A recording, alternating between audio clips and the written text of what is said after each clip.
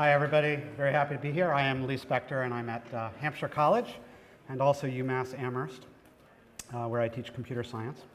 Today I'm going to talk about genetic programming and Clojure. And part of the talk is about what genetic programming is and why Clojure is a great environment to do genetic programming. But I'm also going to try and touch on a couple of what I think are interesting multi-way interactions between genetic programming ideas and Clojure ideas. Try and give you a feel for some of those. So what is genetic programming? Well, it's a kind of automatic programming. So let's start there. Automatic programming has meant different things to different people.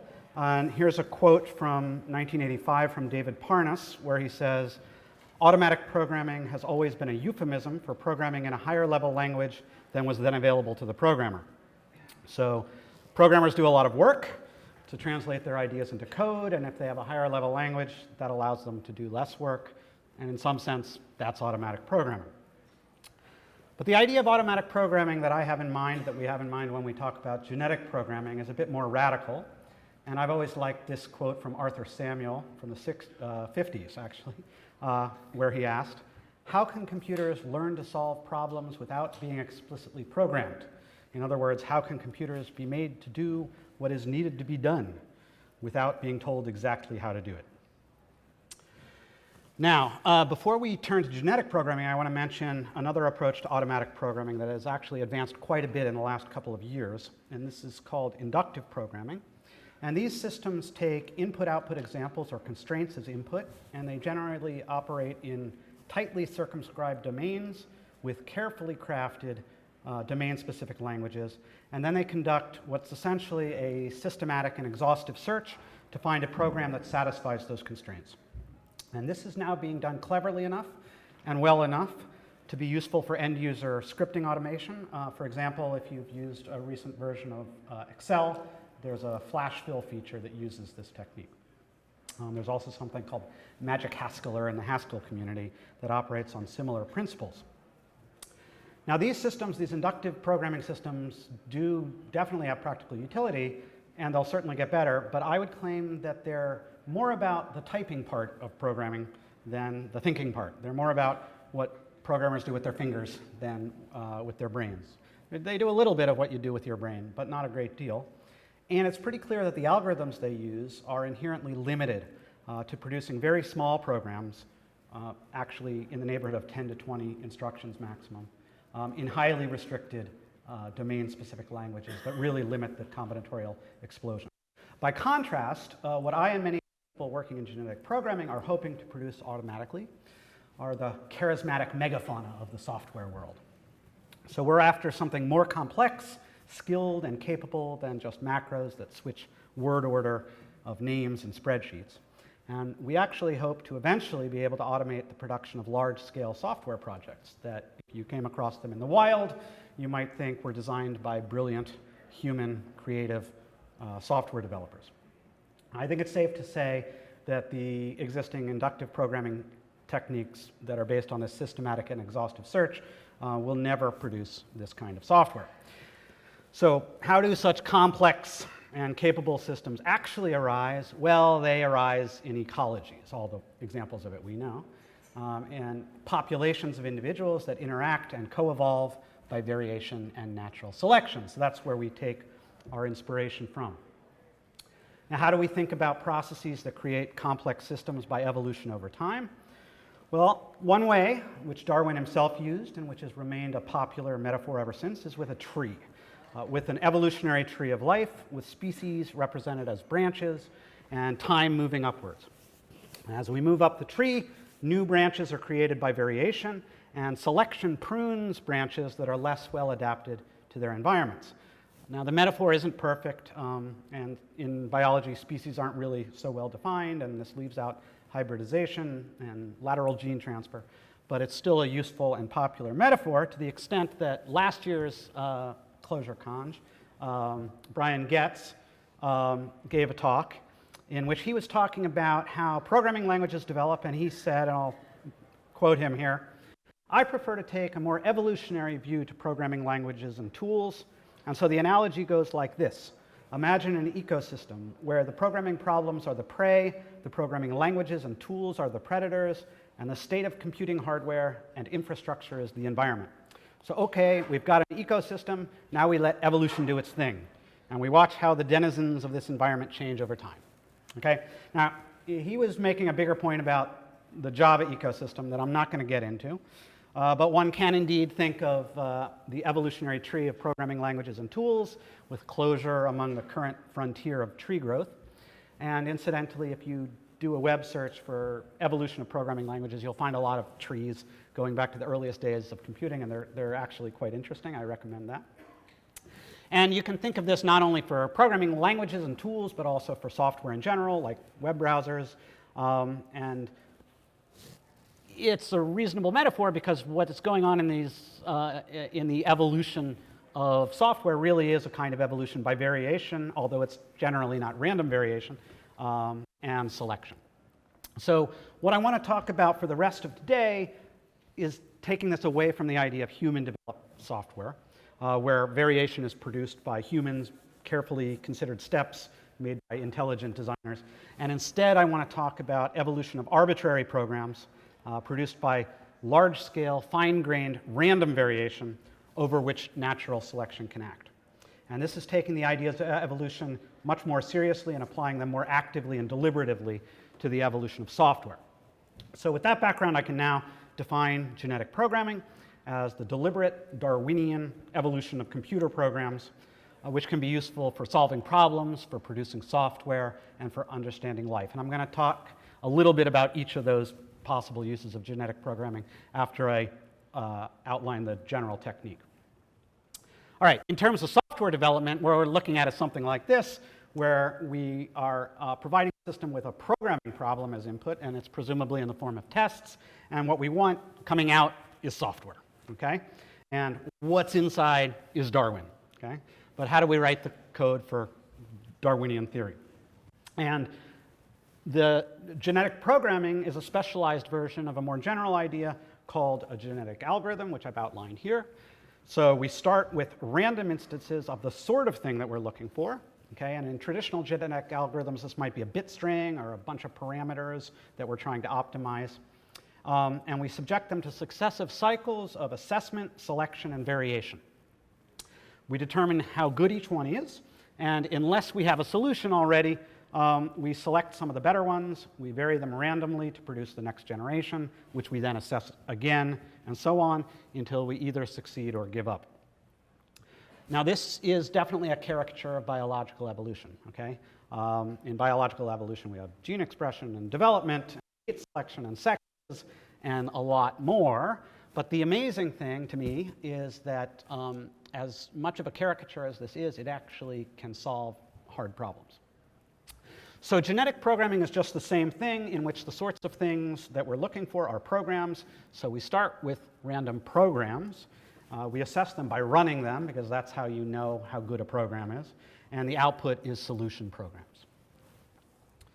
Okay, and framing this in terms of software development and showing where the tests come in the assessment step, we get an overall system diagram like that. So that's genetic programming. Now, one of the important decisions you have to make to implement this is the language in which the evolving programs will be expressed. And this is not necessarily the same language that you're using to implement your system, but it might be. And I'll show how this works in Lisp symbolic expressions, which of course are familiar to all of you and are also where genetic programming really got its start. And I'll show why.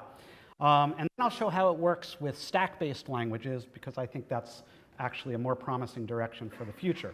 But I've also listed some of the other program representations that have been used for genetic programming, and there are many more.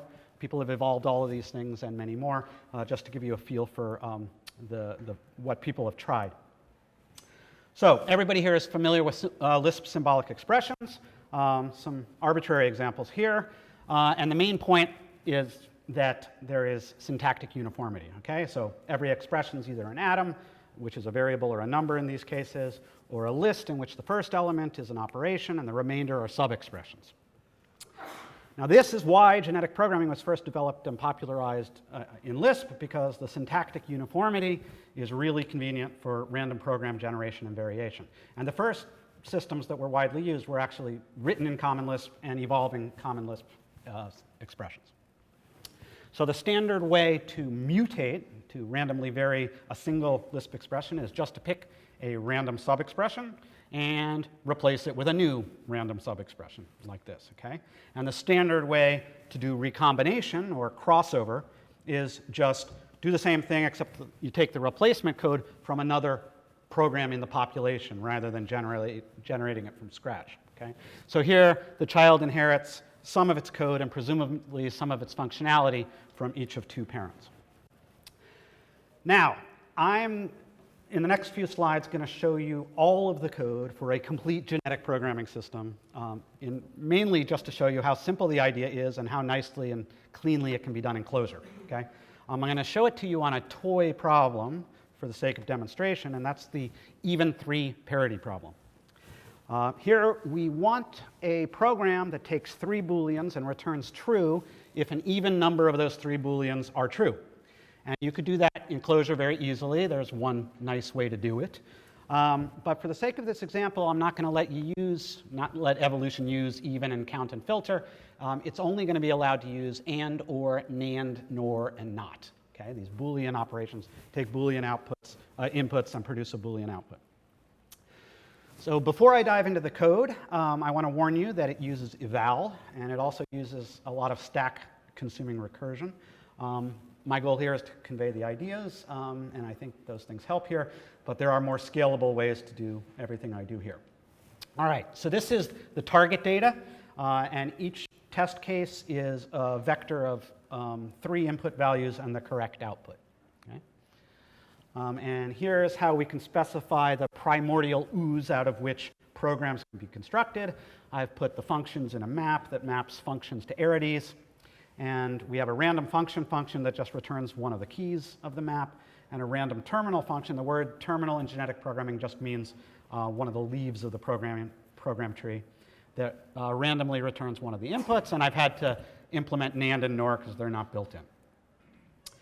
Now we have to generate random code. So here's one way to do it. You can use this both for the initial population and for new code to be inserted into mutants.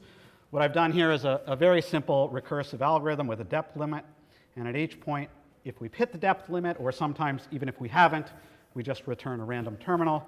Otherwise, we pick a random function and cons it onto the result of recursively generating expressions for each of the arguments, with the depth limit decreased by 1. There are a lot of alternatives here. In fact, Sean Luke, who is a PhD student I worked with, his dissertation was on alternative random tree generation methods for genetic programming. So there's research here, but this will work fine for us. Here are a couple of utilities. Code size just counts the number of symbols and constants in a program. Random subtree just returns a random sub-expression of a program. And replace random subtree just returns a program with a random sub-expression replaced by the replacement. Okay? This is a little bit messy because I did a thing here where I made the probability of targeting any sub-expression proportionate to the size of the sub-expression. And that's why it's a little longer than it might otherwise be. All right. Once we have those, though, I wanted to say also that for those, there's a version of those using zippers instead of recursion on the GitHub site for this project. So mutation is very simple to define as replacing a random subtree of a program with a new random expression, and crossover is just replacing a random subtree of a program with a random subtree of another program. Now we have to define the error function, and this is where I use eval. This is also sometimes called the fitness function, and this takes a program from the population and returns a number saying how bad it is, with 0 meaning that it's perfect. Okay?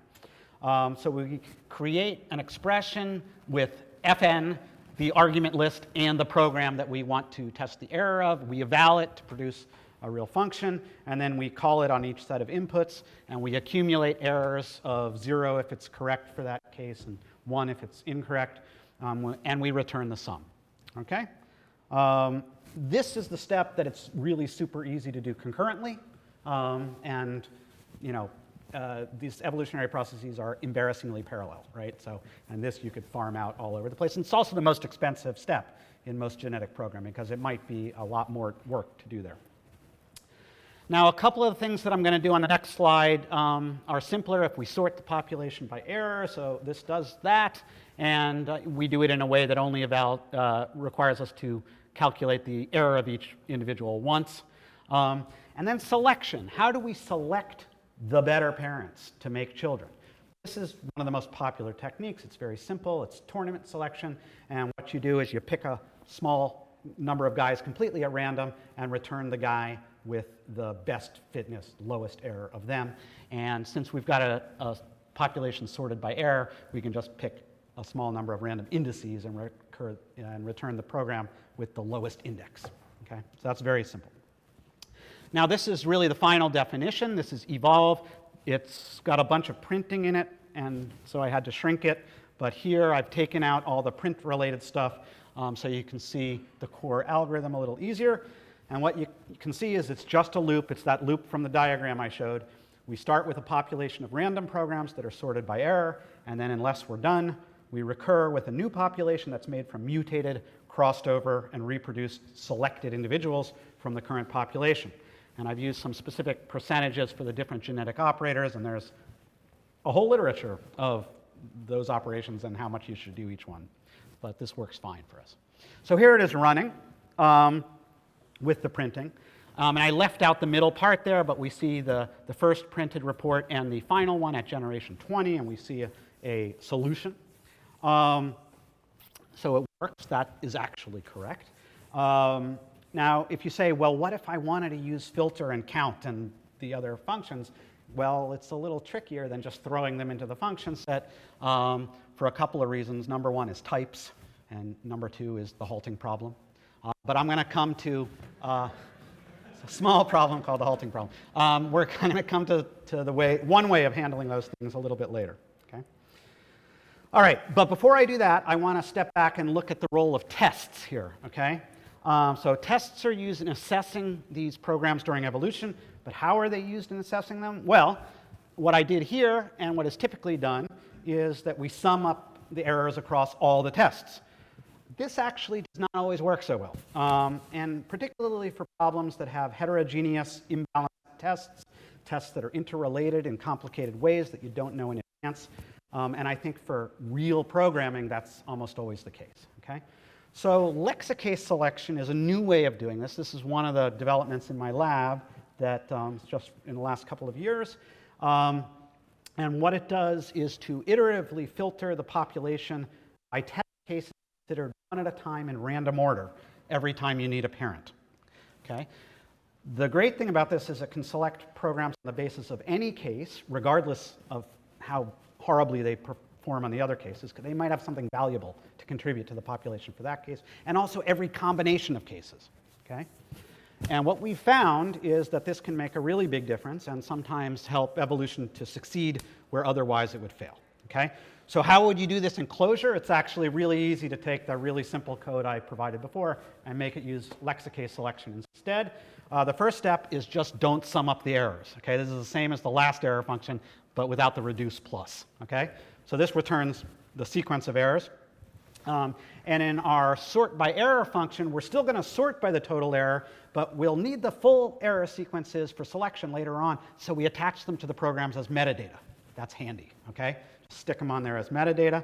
And then we can write lexicase selection pretty simply. Here, n is the number of test cases, which could be available in some other way, but I pull it out of the lists of errors.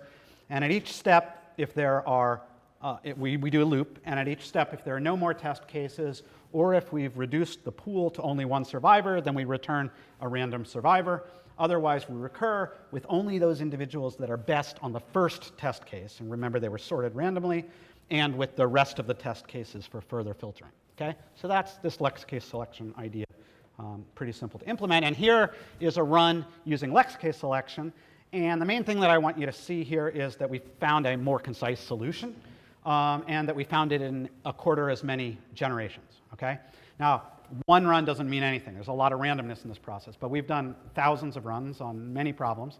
And typically, for many hard problems, lexicase selection makes a major difference in what you can evolve and what you can't. The selection step does take a little longer, but the generations is the main factor that you want to worry about. And whether or not evolution can find the solution is really the big deal. Okay? Now, you can do this with numbers too, actually, quite easily. It's called symbolic regression. And this is actually an industry. There are companies that just do this. Okay? And you start with a table of numerical data, and you're looking for an equation. It's a program, but it's an equation. And typically, you're looking for an equation that will express one column of your data in terms of the other columns. And there are many kinds of regression out there that are used, but what this method has above many of the others is you can throw all sorts of crazy things into your function set, and it works just fine. They can be discontinuous, they can be wacky in a lot of different ways, and evolution can still search that space. And it's been applied quite a bit in different areas of science and engineering, and also in finance. I know there's some companies that this is their main model. All right. All right, so the main thing that you have to do to change the simple code I've already showed you into working with numerical data and doing symbolic regression is just to change the data and to change the functions. There are a few other small things. You need to specialize your error function for the number of inputs, and you might want real numerical errors, not just 1 and 0 that we had for the parity problem. And you might want a way to get arbitrary constants into your random programs. Those are pretty simple, and they are on the GitHub for this project again as well. All right, so what has genetic programming accomplished? One way to look at that is through this annual Humies competition. This competition gives real money for prizes, so people doing impressive work are motivated to submit their results. And some colleagues and I have analyzed the first 10 years of results. And one of the things I want to mention about this competition, I know some of this is too small to read, but the stuff that's bolded in red shows you that the criteria are based on external judgment and human competitiveness as judged by things that humans compete in, like getting a patent or achieving a scientific result that's publishable in its own right, regardless of how it was produced. Okay? And the winners have been in many different areas. They're generally very specialized kinds of programs they're evolving, but they do some impressive things that people can't do. The antenna's one. There's an antenna on a NASA satellite that was evolved by genetic programming. Okay? Aside from the fields in which they've occurred, we analyzed the types of problems on which genetic programming has succeeded. And one of the top types of problems is design problems, where you're not just trying to find some magic number, but you're trying to produce some structure, which may be of unknown size and complexity when you start. And it shouldn't be surprising that genetic programming is good at that, because evolution, it turns out, is a good designer. And in fact, I was prompted by political debates about a decade ago to write this op-ed for the Boston Globe about discussions about intelligent design, where I was making a point about politics and science education, that Darwinian evolution is itself a designer worthy of significant respect, if not religious devotion, based on observing that even the simplest version of the Darwinian ideas embedded in a genetic programming system can really do impressive design work, okay, and beat humans at things. I'll briefly get more concrete about two of the past winners that came from my own lab in the Humies. We won a prize in 2004 for work doing automatic design of quantum computing circuits, and these solved problems that people hadn't previously solved and were published in a physics journal that didn't care about how we got them, they cared about the results. And we won a prize in 2008 for work in finite algebras and pure mathematics. Now, you can tell from the dates, we didn't do these in Clojure. Most of this work was done in Common Lisp, but a lot of our more recent work on these same projects has been done in Clojure. Okay, what about human programming? Of the sort that most human programmers do. So as I mentioned, this usually involves multiple types and general purpose instruction sets and loops and so on, idiosyncratic test sets. What I've listed here are programming problems for human programming students. Most of them are from an online textbook called iJava. And these were collected by Tom Helmuth, who just finished his PhD in my lab. And he was trying to investigate human programming and whether we can get genetic programming to do it. These are easier than a lot of the problems that genetic programming has solved, but they have characteristics like the multiple types and general purpose instruction sets that are available, not a carefully defined DSL.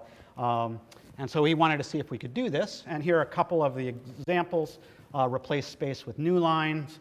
You're given a string, and you need to print the string with the spaces replaced with new lines, and also return an integer count of the non-white space characters. Syllables problem. You're given a string and asked to count the vowels and to print a particularly formatted report. And Scrabble score. You're given a string and asked to compute Scrabble score according to normal Scrabble rules. Now, to solve these problems, you're going to need a more expressive language than what we were using earlier. Actually, it's probably theoretically possible to use, just Booleans, but as long as you have loops and conditionals added in. But that's going to not be very fun, even for evolution. So it's almost certainly better to have a more expressive program representation. And I've put up here some of the things that you have to think about when you're thinking about the expressiveness of a program representation. It's not just its computational power in terms of automata theory, but it's also the nature of the problem, the I/O requirements, and especially the match between the language and the skills and psychology of the programmer. Okay? One of the reasons Clojure is a wonderful language is it's well matched to the skills and psychology of human programmers. But here, the programmer is evolution. Okay? So there's a different kind of standard that we need for a language for evolving programs. So one of the main approaches that my group's taken to this is to develop a new programming language called Push that was designed specifically as the language in which evolving programs are expressed. In Push, data flows between instructions via stacks, not syntax, and we'll see that in detail shortly. And a distinctive thing about Push relative to other stack-based languages is that we have a separate stack for each type. Okay? That's critical. And a super distinctive feature is that one of those stacks is for code, which can be manipulated and executed. And another is what we call the exec stack, which actually holds the program being executed itself. And instructions can manipulate that as the program runs. Okay? And the syntax is completely trivial, as shown here. And you can't have a syntax error unless you don't have balanced parentheses, which we make impossible. Okay? So here is the execution model for Push. To run a push program, we push it onto the exec stack, and then while the exec stack isn't empty, we pop and do the top item. Okay? If the top item is an instruction, execute it, which usually means popping arguments off of stacks, doing something to them, and pushing results onto stacks, all of the right types. That's encoded into the instruction, so it can't have a type error. If it's a literal, we just push it onto the right stack for its type. And if it's a list, then we push its elements back onto the exec stack, and then they will continue to be processed. Okay? Now, that's the whole core of the push interpreter. Okay? It's a very simple algorithm. And it may sound like an imperative kind of programming language. As it's implemented in Clojure, though, every instruction takes a complete set of stacks as input and returns possibly altered set of stacks as its output. So it's implemented in a functional way. So here is an actual example of running a push program that adds 1 and 2. So the program is 1, 2 integer add. We run it on a fresh empty stack push state. And what we see here is that first the entire program is put on the exec stack. And then when that list is executed, all of its elements get pushed onto the exec stack individually. Then 1 gets executed and ends up on the integer stack, and then the same thing for 2. And then integer add pops 2 integers off the integer stack, adds them together, and pushes the result 3 onto the integer stack. And then the exec stack is empty, and we halt, okay, with 3 on top of the integer stack. Okay? Here's an example that multiplies some integers, adds some floats, and ORs some booleans. And here I'm showing only the final state.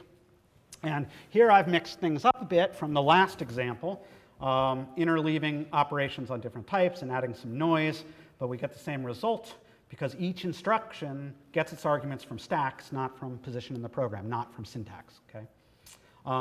For this one, it's also important to know that there's a rule in push that if an instruction needs some arguments and they're not available on stacks, it just does nothing. It's a no-op. Okay? And that makes execution safe, regardless of the stack states.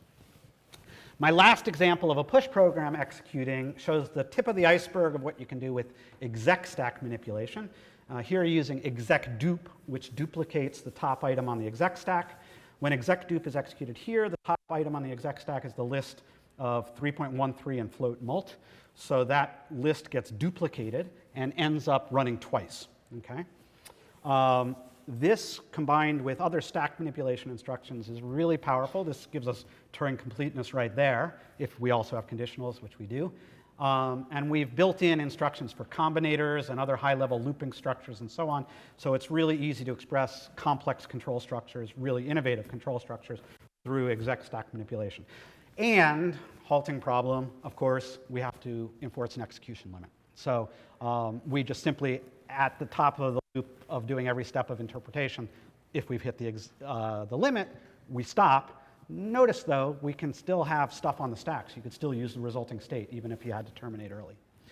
All right, so what are the results on these human programming problems? Well, there's a lot more detail in that paper, but the bottom line is that genetic programming with PushGP and lexicase selection can solve 22 of the 29 problems in that benchmark suite I showed you earlier so far.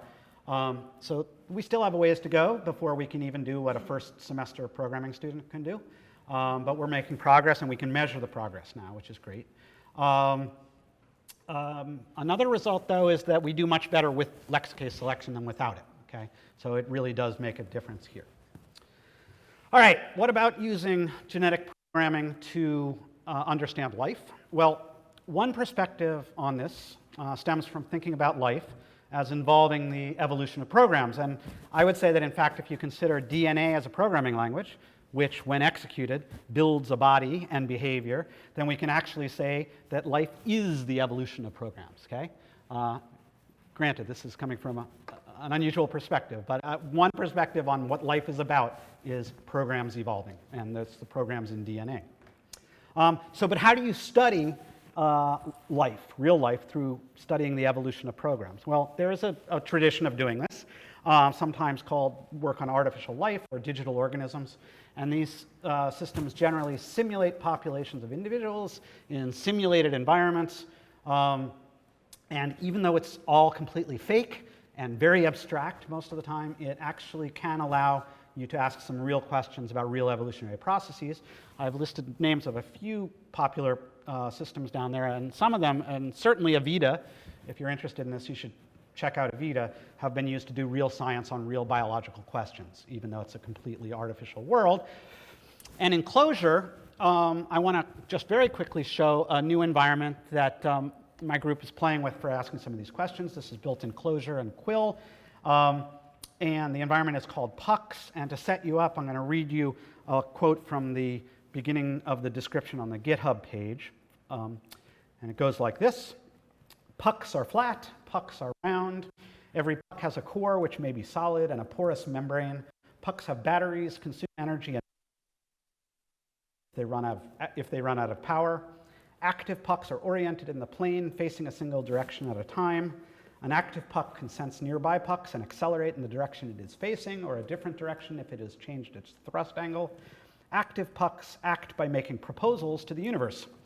The universe will accept proposals if they are permitted by physics and compatible with the proposals of other pucks. When conflicts arise, the universe will arbitrate. Okay, so that's the Pucks universe, and here is one animation or movie from Pucks. And in this particular one, well, first I need to say the way that Pucks act is they make these proposals, and those are, of course, Clojure maps. I've used this in my AI classes, and the students write proposal functions that are executed every time step and return a proposal map to try to make their pucks intelligent. This particular movie, student named Mike Dean wrote the functions that are controlling the green pucks, and I don't know if you can tell, but one did make it into these little box down there to get energy, which required negotiating to get a key from another puck and then navigating and doing a bunch of fancy things. So that was very nice. But how do we use this to study life? Well, it's obviously going to be at a very abstract level.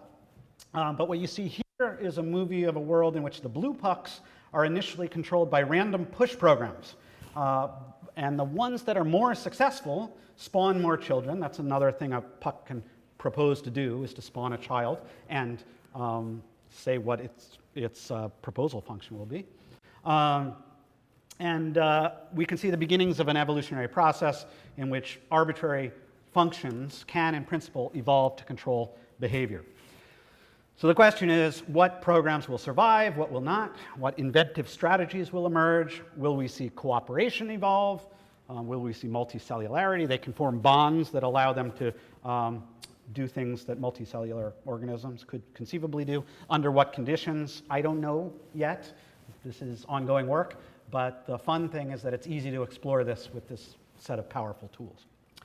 So what are the prospects for genetic programming? Well, I am clearly an advocate, so I'm pretty optimistic. In the short term, I see automation of some routine programming tasks, while in the long term, and I acknowledge maybe the very long term, I see automatic programming of large software projects. We've already seen significant discoveries in several areas of science and engineering from targeted uses of genetic programming, and I expect to see more. And I expect to see artificial life of increasingly sophisticated kinds. And one prospect that I'm particularly excited about myself involves blurring the line between evolutionary system code and evolving program code, okay? So that the genetic programming system itself evolves. There's a long-running project on this theme in my lab under the name of auto-constructive evolution, and Kyle Harrington's done a bunch of work on this as well. And this is, of course, facilitated by working in a language in which code is data and data can be code. Okay? I do have to point out there are risks, and they may be significant. They may really use programs that we don't understand, which is obviously risky. I also think that what it means to understand and control technology will inevitably have to change as our technologies get ever more complex. And genetic programming highlights this problem, but it's a problem we're running into anyway, even without genetic programming. Second, I want to note that even though I spoke about human competitive results as a great thing earlier, competition can take many forms, and we might not like to be on the losing side of every competition with our technology.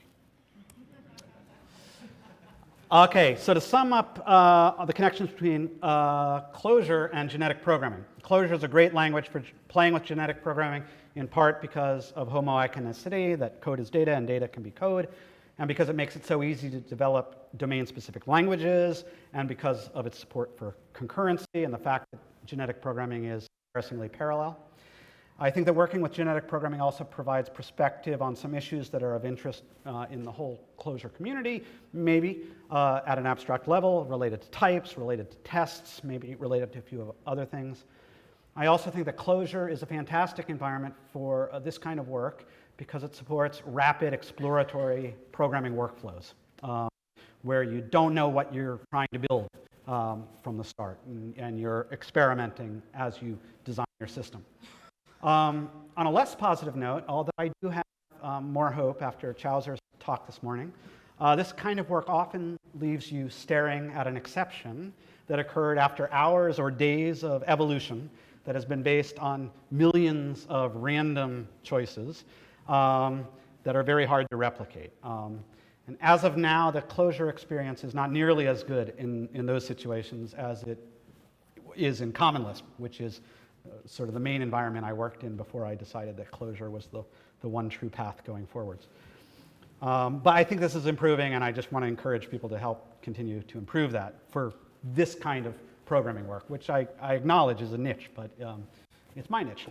All right, so you can find more here. The simple code, I edited a little for readability on the slides, but basically is on my GitHub page under GP.